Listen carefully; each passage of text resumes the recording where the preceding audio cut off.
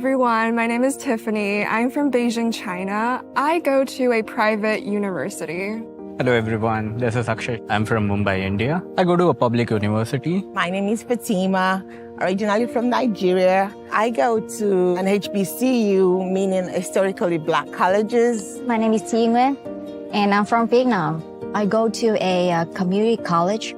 I want to be able to influence the world, and the United States stands out as a pace setter in research. I'm so excited about being here. In my opinion, U.S. degree is extremely impressive, and that makes studying abroad in the U.S. an excellent choice. There are many types of institutions in the United States. I think it's just so unique that there's so many to choose from. I had to make a major choice between the type of university that I was supposed to attend. The major factor that I considered was the scholarship opportunities that were available and the alumni network.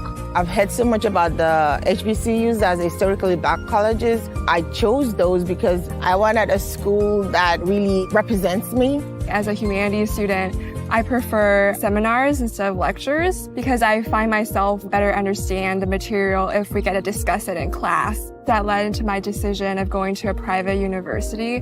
I chose a community college to study because most of the community college offer affordable costs, and they often offer a lot of majors you can choose from. Some of the things I find that are in common between different types of institutions in the U.S. is that the curriculum are more comprehensive. It is more practical oriented that really helps you get hands-on experience about what you're learning. Students can benefit from forward-thinking technology and modern facilities. And I love the diversity, the fact that it's a melting pot for everywhere in the world. And so it's an awesome experience for me. Hello, everyone. Thank you for your patience. I hope it was an interesting intro before our live. Welcome to our today's session. We are very happy that there are so many of you watching us online. We have an interesting session as usually for you today, and we're going to focus this month. As you know, we are offering you a lot of information and useful information about the application process for studies in the US. And this month, we will focus specifically on scholarships. And today, we have a successful case. We have Casandra Slocum, who will share with us her success story. So I would like, first of all, to thank her for accepting our invitation, for accepting to share with us some useful tips and tricks on how to apply for studies, and specifically for a bachelor degree and for a PhD in the US. And you guys have the opportunity to address questions in our chat. We will first answer to most frequent asked question, Casandra, and afterwards we will focus on the questions that you will leave for us in this chat. Okay, thank you very much once again, Casandra, and I will just let you introduce yourself, tell us a bit more about what you're doing currently and where are you going to start studying soon. So yeah. Thank you, Alina, and thank you very much for inviting me here. So my name is Casandra Slocum. I graduated from Oglethorpe University this last May, in May 2024, with a bachelor in biopsychology and a minor in business administration. And I'm currently working as a research assistant at Augusta University and getting ready to start my PhD in biomedical sciences in the fall of 2024. So in just a little bit. Yeah, that sounds exciting. It is. Okay. I'm excited for it. I think we will begin with the questions from your from the start of your path in this, when you were applying for studies in the United States. So let's start with the first question. What made you specifically decide to pursue your bachelor degree in the United States? Why you decided that? So the main reason was definitely academic excellence. The United States, as you all may know, offers some of the best universities in the world. US is one of the most scientifically advanced countries, which I was really interested in a science area of study. And US had that to offer. So I knew that I could learn from some of the leaders, professors in the world, while also having access to some of the more advanced technologies to conduct my studies. And US also offers a lot of variety. So there is a lot of variety when it comes to the programs of study. For example, I studied biopsychology, which is not really a major that maybe other countries offer. And it was an interdisciplinary program that drew on disciplines from biology, chemistry, psychology, just to better understand the human brain and behavior neuroscience. But aside from that, US also offers the opportunity to double major. So you might not only want to study, let's say, physics, but you could also study physics and business at the same time, which again can be a little bit more challenging in other countries. There's also the opportunity for having a minor. So even though my primary study was in science, was in biopsychology, I still had the opportunity to study a different discipline, business administration, which offered me insights into how to have a successful career in something related to business as well. And I think that makes the US very valuable, not only that you have high-end education, but you can also have a variety in the type of education that you're receiving. And last but not least, there's also the campus life and community tends to be very diverse. You have the opportunity to learn from professors from all around the world or from all around the United States, but also go to class with students from all sorts of parts of the United States, from all sorts of backgrounds, who study all sorts of things. So you might be in class with somebody who's an engineering major, but also with somebody who studies theater, which makes you a more well-rounded individual, as well as background-wise, there's individuals from different parts of the world that you get to study alongside and learn from. So overall, pretty good, well-rounded experience that the US has to offer. Yeah, that totally makes sense. Okay, and how did you find the application process and admission process? Because you were an international student, you were coming from Eastern Europe, and how different was the application process, and what can you recall, like what was difficulties in the application process maybe? Yeah, so in general, I would say the application process was quite challenging and maybe even a little bit confusing at times. Which is why my biggest advice is just to start your research and start your research early. The earlier, the better. I think there's not a time that's too early to start browsing around different websites. Try and get a good idea of what type of universities out there, whether they offer the program of study that you're interested in, what kind of opportunities they have, both when it comes to the discipline that you want to study, but as well as the financial opportunities, as different universities offer different things, and some of the requirements and some of the benefits can differ from US citizen to international students. So you really want to make sure that you can find whether you can qualify for certain financial aid opportunities or for a certain program that you're interested in. And when it comes to the program themselves, you want to also make sure you have an idea of the admission requirements. So a lot of programs require standardized testings, such as the ACT or the SAT. And some of those tests can take a while to get the results back. So you want to make sure that you look into that process ahead of time so that you give yourself plenty of time to get what you need for the application process. But the US is also unique to where they don't only just look at the test scores and the grades that you've had in the past. They have a very holistic approach to admitting students. So they want to look at your extracurricular activities. They want to look at your interests and what makes you as an individual, not just the grades that you got on paper. So a lot of the time they require some sort of personal statement where you have the opportunity to convey who you are, what your career goals are, what your past achievements look like.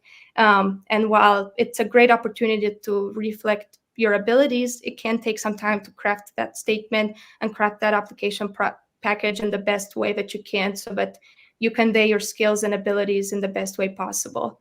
So overall, I would say start your research early. That's probably the best advice I can have, and try and learn as much as you can about the programs and keep in mind the different admission requirements. Actually, most of them require your transcripts as well, and probably letters of recommendation, whether it's from professors or somebody that knows you very well. Okay, that makes sense. And another question that maybe it's very also interesting to our students. Were you receiving any scholarships or financial aid? If so, how did you secure them? How it was in your case for your bachelor degree? Yeah, so scholarships and financial aid can definitely make the studying in the United States possible. So the university that I attended, Oglethorpe University, had a wonderful opportunity called the Scholarship Weekend, where the admissions team nominated certain students that were admitted based on their performance and based on their achievements that they submitted with their application. And based on those nominations, you have the opportunity to participate in a competition or a scholarship weekend.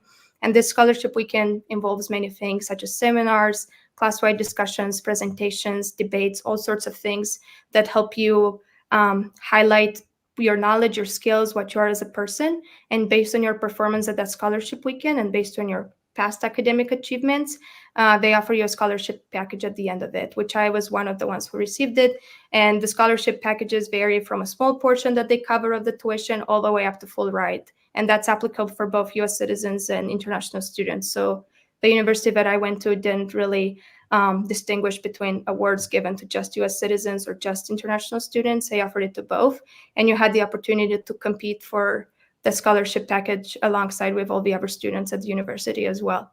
So, but in general, universities tend to offer merit-based scholarships based on your academic achievements, your grades, your scores, your extracurricular activities. Sometimes they're offered based on other criteria, such as maybe athletics, if you're a good athlete, if you have a strong record of athleticism, or maybe if you are really good in arts or whatever makes you unique and highlights it. Some universities award financial support for that. Some offer need-based scholarships depending on your family's finances or your own finances, depending if it's graduate school or undergraduate studies. But there's also external scholarships that you can apply for, which I applied to as well. There's private organizations and private funds that offer scholarships, and they can be given for a variety of things. So one of the ones that I applied for was for academic excellence, and it involved an essay on trying to convey who you are as a person and why you need that scholarship, and what are the kind of things you hope to do with your degree in the United States if you are awarded some sort of help financially so that you can make that possible. Okay, that makes sense. And within the scholarship, what exactly it was covered? Was it covering like 100% all of your costs, or only your tuition, or what additionally that was covering?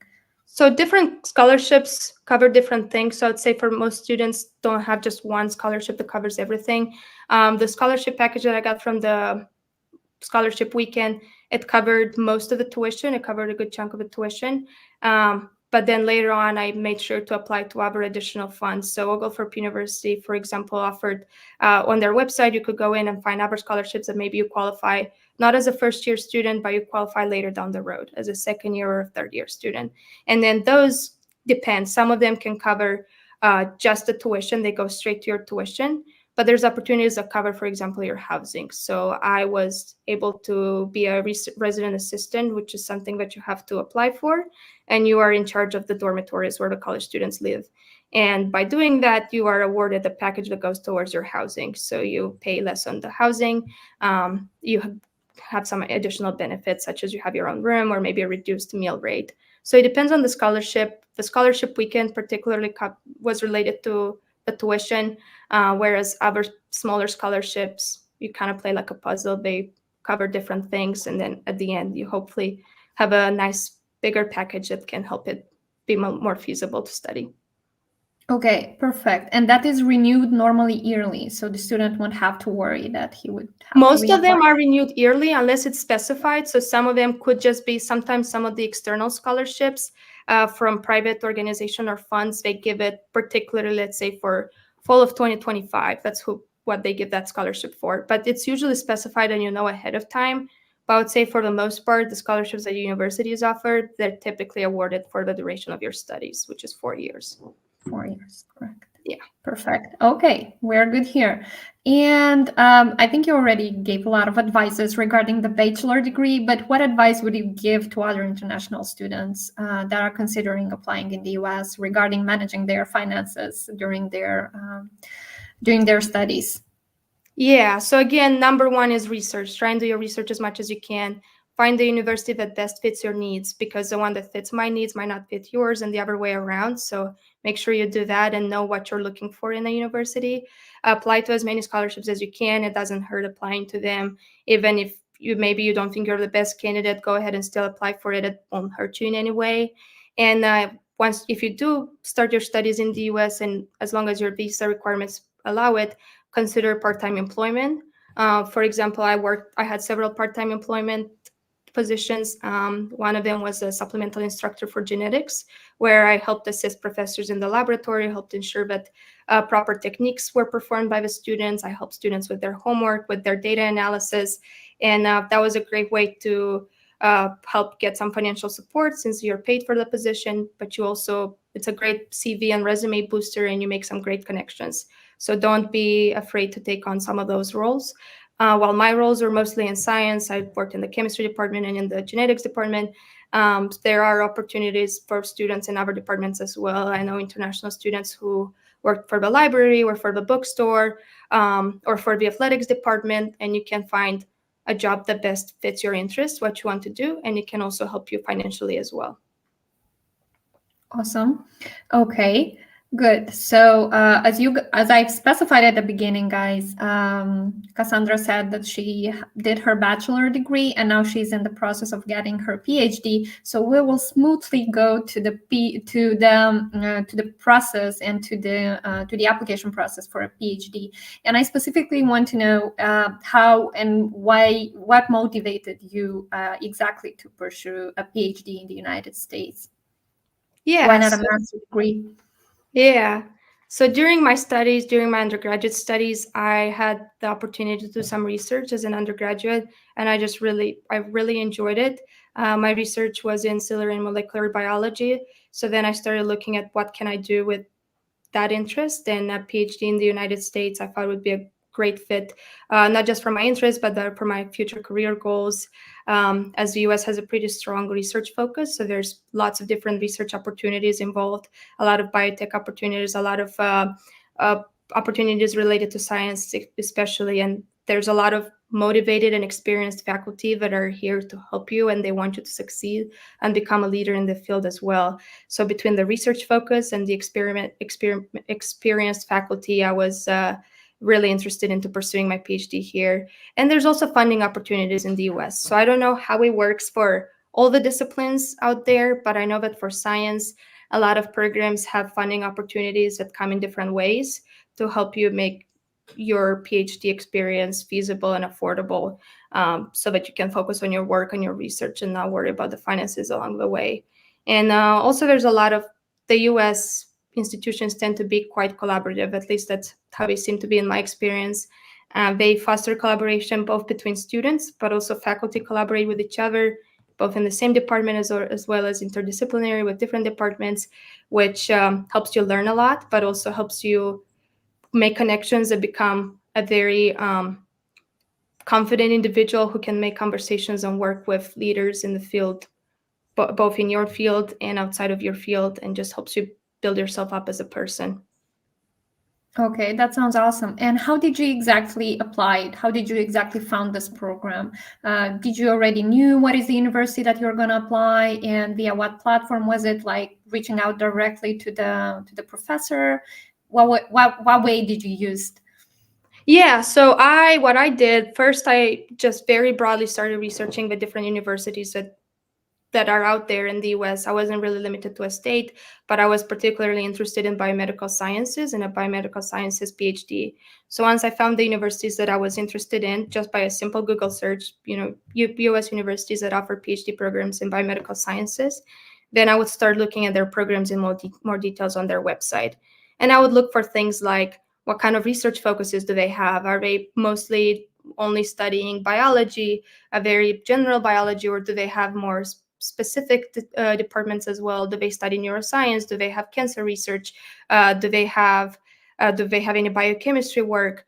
And once I found that, then I would also look at the funding opportunities. Do they offer any graduate research assistantships, which I can talk about it in more details as well, how exactly that funding works.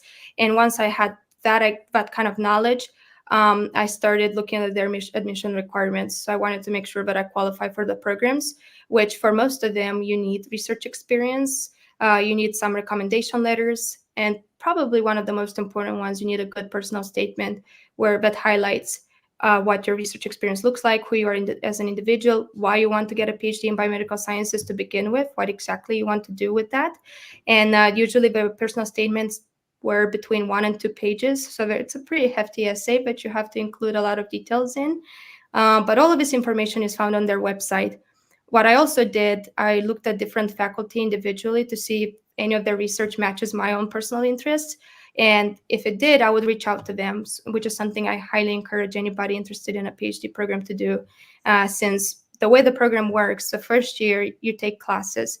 The second year still take some classes, but pretty much after the third year and on, you just work in a lab. So the lab that you joined for your thesis lab, you work in that lab. So you want to make sure that there are labs with research that you're interested in, which is why it's important to reach out to faculty and ask them about their research, learn more about it, express your interest, and see if it would be a good fit. And if it is, and you make that connection with that faculty, then you will likely have a higher chance of getting admitted as well. And if you're admitted, of finding faculty that you would enjoy working with and that you would have similar interests with. But all the applications were done online. Most of the universities had their own application website. It wasn't like a application website where you could use all the different schools to apply to at the same time. You had to apply individually, which is time consuming. So I would set aside plenty of time for that. As some of the essays also differ from university to university. Some ask you a prompt, others can have prompts that are a little bit different. But overall, I would make sure you have a personal statement, have letters of recommendation, your transcripts, and none of the programs that I applied for required the GRA. Some of them do, which is a standardized test for graduate studies. I think a lot of the science programs currently shifted to an optional GRA, but of course, I would go on their website and make sure that that's not a requirement if you're interested into a specific program. Okay, that's awesome. I mean, you were very detailed on that. And as you've mentioned, I would like, yes, just to stop more on how did you manage to get funding for your PhD studies? What exactly did you do for that? What were they requiring for this? And, and yes, and how much, and what is that exactly? What type of, is it assistantship or research assistant? So different programs do different things, which is also important to make sure that the program that you're interested in offers any of assistantship to begin with. And if they do, if they offer it for international students as well. So the programs that I applied to, I wanted to make sure that they do and that they offer the same type of aid for both international students and domestic students, which is, in my case, it's a graduate research assistantship. So you essentially receive a stipend that covers your living expenses for the duration of your studies. And all that is required for you is to perform research in the lab. Some schools also require, but I looked into, well, they don't require anything, but they offer a teaching assistantship. So instead of being awarded for the research necessarily, you're awarded for either teaching a course, a lower level course by yourself, or helping a professor teach that course. So you get some teaching experience and you also get compensated for that teaching time. Some offer a combination of both. Some offer some teaching assistantship, some graduate research assistantship, meaning that you kind of have to do a combination of both, have some teaching responsibilities, but also perform the research in the lab. And some programs that I looked into don't really cover much, or you have to apply for their funding. But there are programs, including the one that I'm attending, that you don't have to apply for the funding. It's a highly competitive program, so it's difficult to get admitted. But once you get admitted, you are guaranteed a graduate research assistantship. As long as, you have to maintain your grades, you have to perform well, you have to come to class, do your work, those kind of things. But as long as you are responsible and do what is asked from you, you are guaranteed a stipend from the beginning of your studies till the end of the studies. For both domestic students and international students, there isn't really a difference between the two. You're awarded the same amount of money for both. Okay, that totally makes sense. And considering the fact that this is an assistantship for a professor, if you can just tell us more about the interaction that you had with your professor. Did you reach him before? Because you've said that you've reached the faculty itself. And I think it's very interesting to students how they would reach a professor, how they would do this communication, and if they feel the vibe or not, and how is it working for them. Yeah, feeling the vibe is also very important. You want to make sure that you get along with that person and that you feel like you could work with that person. But so the way the programs work, or at least the programs that I looked into work, is the first year you go through rotations. So you work into different labs with different professors. And then at the end of the first year, you choose one that you will be working in for the rest of your PhD program, which is why it's important to reach out to professors to make sure that you can identify at least a couple of different faculty that you would be interested in rotating with, or maybe even joining their lab as your PhD lab, which is why I think just sending out an email, a pretty brief, succinct, brief email, because professors tend to be pretty busy, but maybe something along the lines of introducing yourself, say, hey, hi, my name is, I'm very interested in your research and here's why. I have some background in, and maybe you could mention your major, or maybe you could just mention your interest if you think that that's more applicable. But a brief email introducing yourself, saying who you are, what your background is, and what you're interested in and why, and asking that professor to meet on Zoom. I found that to be the most effective and most successful way of doing it. This way, if the professor has the time and is interested in talking with you, they will set up a Zoom. If not, then maybe they're not taking students at the time, or maybe they have a full lab, which happens as well. And another thing is that if they don't reply right away to you, if the professors don't reply, don't feel discouraged. They're very busy people. You can consider following up in a couple of business days and say, hey, I'm just following up on the email from last week. I was wondering if there's any chance you could meet with me virtually. And if they do agree to meet with you, then that's a great time for you to get to know that professor. You can meet on Zoom. Typically, they meet for about 30 minutes, sometimes an hour. If you have a really positive interaction with them, it just naturally flows. And in that time, I would just express, if you're genuinely interested in their research, I would express interest in it, ask more questions about it, maybe do a little bit of homework beforehand. You could read a couple of their published papers, see what exactly they're studying, and make sure that you are interested in it. I think that's key. Don't try to reach out to them just because you want to have an interaction. Try and find what exactly you're interested in. If it's maybe you're really interested in cancer research and you really want to help people, you really want to do some work related to cancer, then find professors whose research is in cancer and reach out to them, have conversations with them, and express why you're interested in their research. And a lot of the time, they're very excited to tell you about their research. So a good chunk of the meeting will be them telling you about their research, more so asking you questions, but it goes both ways. So just to I guess sum it up, just a brief email introducing yourself and asking to meet virtually, and then I would have a virtual email, as it's just a lot easier to speak face-to-face than trying to send emails back and forth. Yeah, and preparation for the meeting. So you guys have to have notes. Yes. Okay, that's awesome.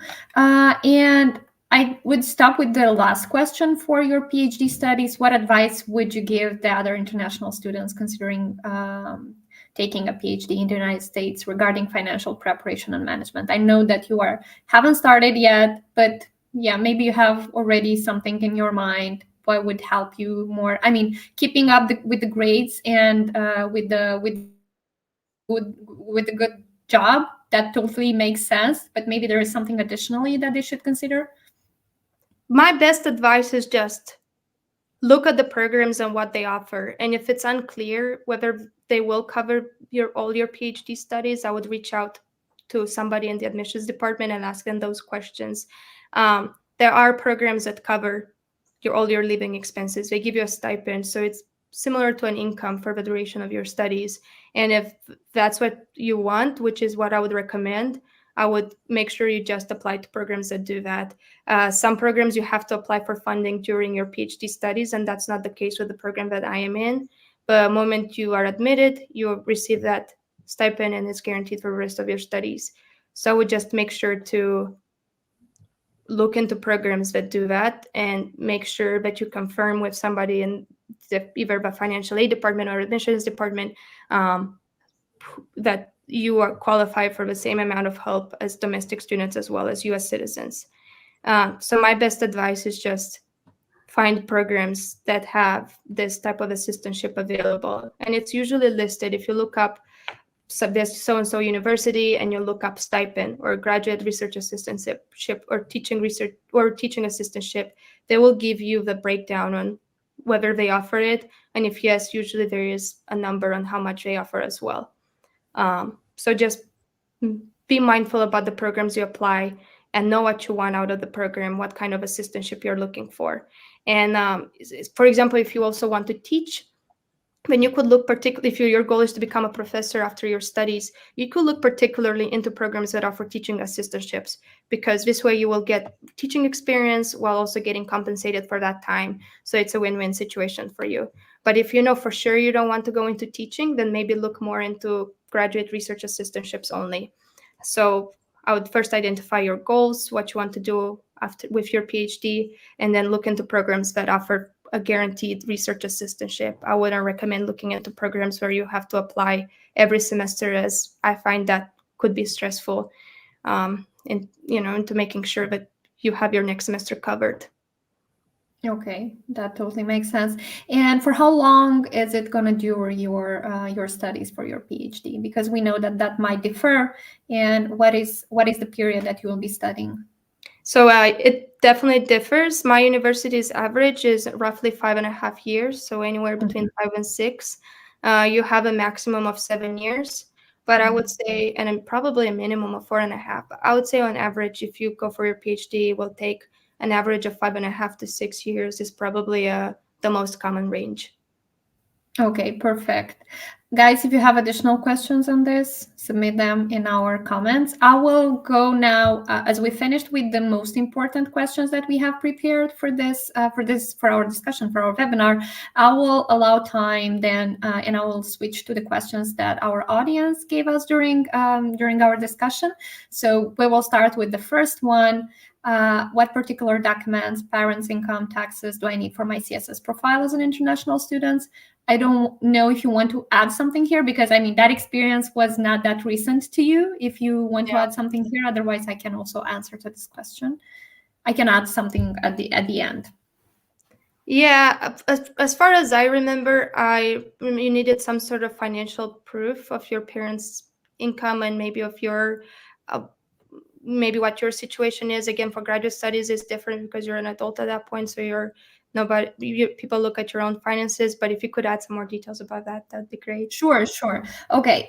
So guys, for the CSS profile, as you already know, that's frequently used for application for your bachelor degree. So normally the CSS profile requires tax documents from the same year. So if you will apply for the year 2024, 2025, for instance, then you will use the federal tax for 2022. So normally those would be the documentation that would state your family income. And in case if you are in need of financial aid, that is the information that you should provide and you should upload in your CSS profile. Sometimes you would need additional documents, so that would include your W-2 forms or other records of your current year income. So maybe there would be some records of untaxed income and benefits, some assets or bank statements. But that information is actually very detailed, described on the College Board, on the CSS profile itself. So I would just highly encourage you to go over once again. It depends by country, from one country to other. So I cannot really say it in terms on how is it named in your country, but I guess you would just understand what I mean here by proofing your family's financial statement. Okay. Good. Then the other question that we have received was, good evening. Did you have any of the AP exams passed as you applied for, I guess, to your bachelor degree? So I didn't, but I did have dual enrollment credit. So some universities offer AP courses. Some offer dual enrollment where they have some sort of contract with the university. So whatever course you take, you get college credits in high school. So I had 2 of those courses, but I didn't have any AP ones, but they're essentially the same or they're similar in concept. And if you can get AP exams, I would. It helps greatly to not have to take some courses in college if you don't have to, if you already did in high school. That's perfect. Good. Then the next question is, good day. Can you please give us information regarding PhD in the USA? So I think that's a general question. I would highly suggest you to go over all our videos that we have uploaded on our YouTube page, and you can find there more information about how to apply for graduate studies. We also have universities that have discussed about that and explained in details what is the application process and what documents you would need with that. But still, we also encourage you guys to refer to your Education USA Center in the region where you are currently, and then you can get the help of an Education USA advisors. And I think that's even more effective because you can meet with an advisor and they would just give you more details. The other question is, can you elaborate on how to properly research which university is best for international student? Sure. I think some of the things that I was looking for is whether it's a diverse community, if they look for people from a diverse community, but also just the kind of scholarships that they have available. So a lot of the time, if you look up financial aid, let's say X university, and then scholarships or financial aid, they will list different scholarships, and they might specify that they're only apply to US citizens or US residents. So if you see that all of the scholarships are only available for US citizens, and maybe you would like to look at different universities. But if they have scholarships such as, for example, my university that I attended had an international student grant that they offered you could apply for during the year and get it. So if you see something along those lines, and it's probably a good university for an international student as well. And another thing that I didn't really talk about, but you can do, is reach out to people on LinkedIn, reach out to students, current students of the university or alumni.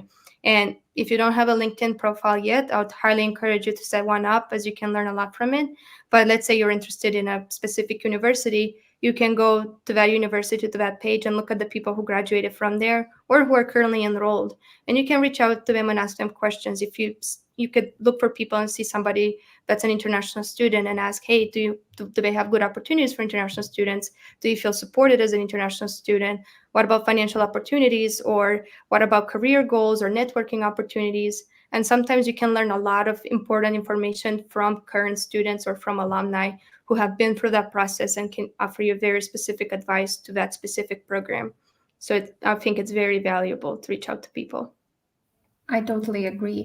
And again, we also have a webinar that we did in the past regarding the research process. So regarding the researcher option process. So I highly encourage you to review that video once again. I think you will find a lot of useful details there. Dan, what is the right time to start researching scholarship opportunities? I'm just a bit confused if it's graduate or undergraduate, but I think we can say about undergraduate and we can say about graduate also. I think there's not an early time. I think there's a late time. So honestly, maybe a year ahead. I think I started especially my graduate studies, my school search, I started it a little bit over a year than when the applications were due. So I would give yourself plenty of time so it doesn't get overwhelming right before. So maybe a year before the time you're planning on applying. So let's say if it's for undergraduate studies, maybe when you're third year or I guess 11th grade in high school, or you could start applying or at least browsing around for scholarships, and you can make a list that this scholarship seems like a good one to apply. So maybe I think a year would be good time frame to where you have time to research them at your own pace and make a list. It doesn't mean you have to apply a year before, but it gives you plenty of time to just browse and see what opportunities you have. I totally agree. And it also depends on the level that the student has, because if he has to consider that he has also to apply and also has to take the standardized test, then it has to be long before that. So yes, it's individually, guys. But as Casandra said, I'm also on the same wave with her that it should be like around a year before the due date. Yep.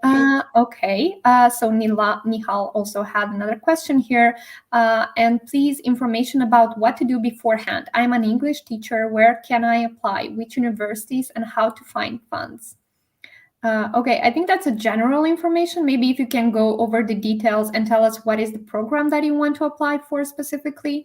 And again, we don't really know at what stage you are, because I mean, if you already did your research, maybe an Education USA advisor can help you with details and can guide you along the way. But I highly encourage you to reach out to your advisor. You already know that Education USA has centers all around the world, and I'm more than sure that there is one in your country. So reach out to my colleagues, and they will give you more information on that. Okay, then another question. Now I want to study fashion business bachelor degree, but I have problems with writing motivation letter.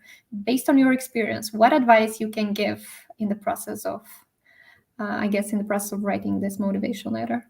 Yeah, it can be challenging because it's a little bit overwhelming, since you 1 to 2 pages or whatever the length is may seem like a lot, or maybe too little space. What I did, I just made bullet points of what I wanted to cover, what was the most important thing, and then I would rank those things that I wanted to cover. So maybe for your fashion business, related to your fashion business degree, maybe something like you could talk about the projects that you have. Maybe you really want to talk about the projects that you have, and maybe you really want to talk about what you want to do in the future, but you have a couple of other smaller things that you're not sure if you want to include or not, then I'll put those at the bottom and start writing based on your higher priority bullet points. But bullet pointing it, I think, helps get an outline or an idea of what you want to cover in that motivation letter, and try to do some self-reflection. Try and think about what were the times that you really liked it during your bachelor's degree and why you wanted to pursue that to begin with. And that hopefully will help you start crafting your letter. And don't be afraid to get a first draft going. Just start writing whatever first comes to mind. And then after that, you can read it. And if there's anything you like that you wrote, you can keep it. If not, you can keep trying to write. And you will likely have many, many different drafts before you finally have a polished motivation letter. And that's okay. I think it does take a long time, and just going in with the attitude that this will take me a while, it's okay. And just try and outline it, and then give yourself plenty of time to trial and error, really, until you get to that final version. Okay, that sounds awesome. I mean, I can also add a lot of details here, but I think we have more questions, so I will not stop in a lot of details. But yes, it's very challenging. And in your case, if it's fashion business bachelor degree, I also consider that you already have a portfolio, and I think you already have to show them something, so you can also craft your motivation letter based on what you've already done. And how that motivated you to get to the point that you are now. So yes, you can maybe think about this idea also. Okay, how much financial aid do I need to be offered to cover all my expenses, including tuition fees, housing, and other necessary expenses? I think that's a general question, and it definitely depends on the program that you are applying, either if that's a public university, state university, a community college, because a community college definitely is not that expensive as a private university, let's say. So yes, I mean, everyone would like to have the 100% financial aid, but you should also rate your skills, rate your power, rate your interests, your portfolio, and based on that, I mean, you can really understand what is the chance that you might have this 100% financial aid.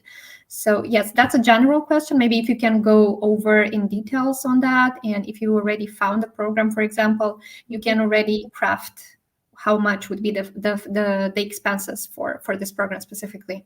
And I wanted to add, you really also want to look at the state that the program is located in, because let's say if the program is in California, the cost of living might be a lot more there, might be a lot harder to afford it than if you were maybe in a small town somewhere else. So there's a lot of factors that go into play. So just try and research it from very areas, including the location that it's where the program is. Okay. The next one is from Kairat. Is a community college a better option for international students looking for scholarship opportunities to apply to? Yeah, I can say from my opinion also, but you start, Casandra, and then I'll add if there will be something new. I was just going to say, I think it really depends. There's not just a yes or no answer or a right or wrong. For example, there's private universities that are expensive, but they can offer great financial packages. So even though they tend to be more expensive on paper, it doesn't mean that they don't have just as many opportunities or less.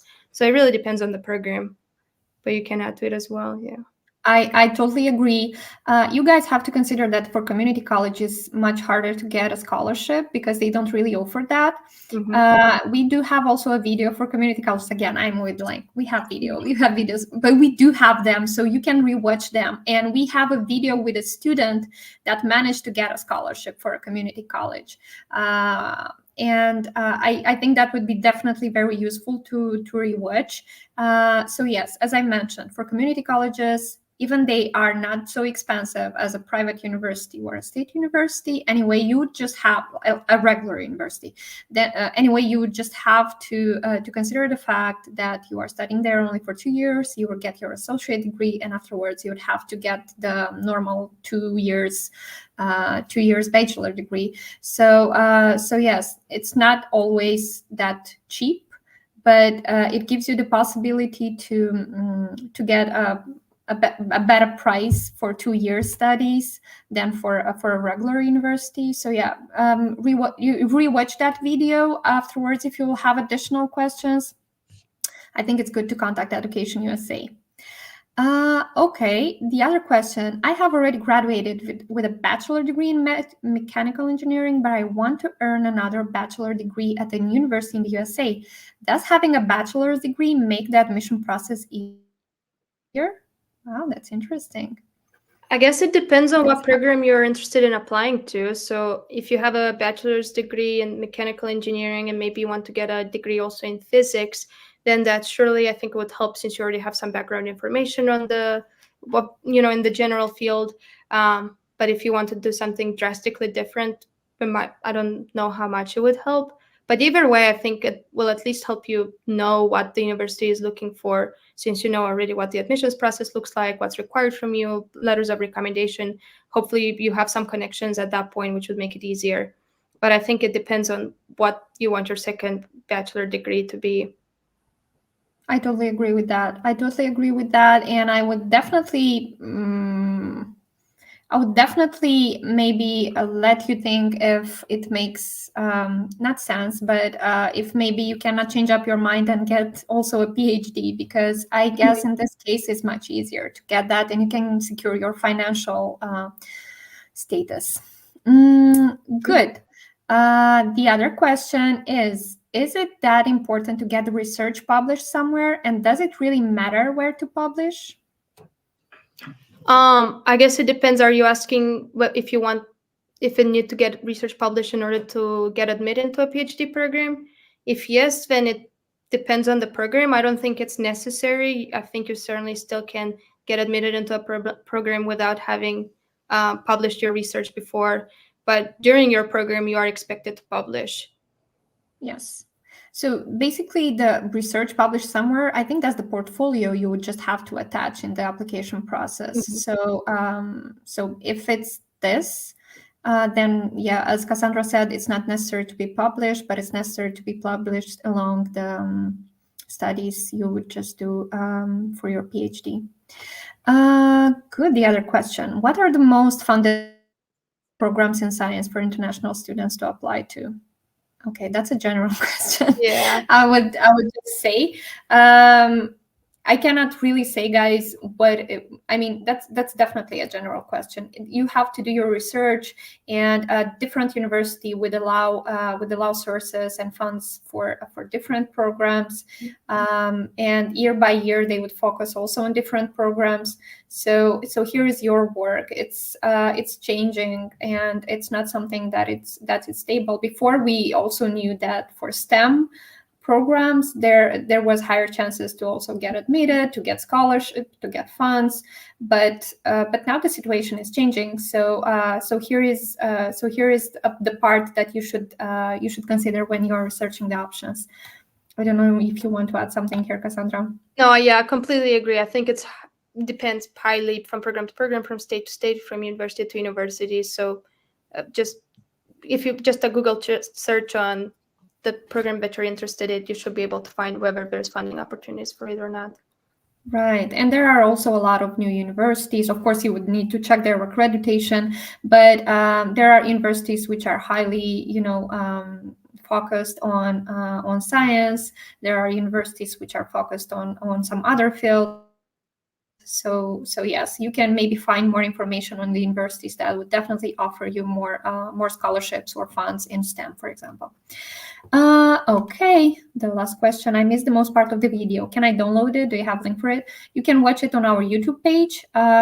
We can also share it. I think we posted the link, but we can post it once again in the comments. So you can watch it on our YouTube page, definitely. I think we're done with the questions. I wasn't expecting that we'll have so many of them, and I'm so happy that we had so many of them. Thank you very much, guys, for your time. We really appreciate all this great interaction and all these great questions that you gave us. If you will have additional ones, then you can also leave them in the comments to this video, and we'll make sure to allow time to answer them afterwards. You can also send us an email accessing our website, myeducationusavirtual.com. So we are highly encouraging you to also write us an email in case if you need additional assistance. Okay.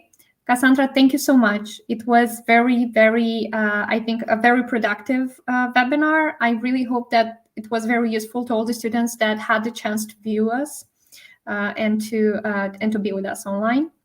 I wish you a good luck, and I wish you a lot of successes and accomplishments, and your PhD in your new beginning. And thank you so much for sharing the experience this valuable experience with us. Thank you for everything, and I wish everyone watching this to have a smooth process in applying to universities and doing their research, and hopefully get admitted into the programs that they want to follow. And if anybody has questions that I could potentially help with, feel free to share with them my LinkedIn profile or something, and they're welcome to reach out, and I'll try and help if possible. Thank you, guys. Thank you once again, and you have a great day.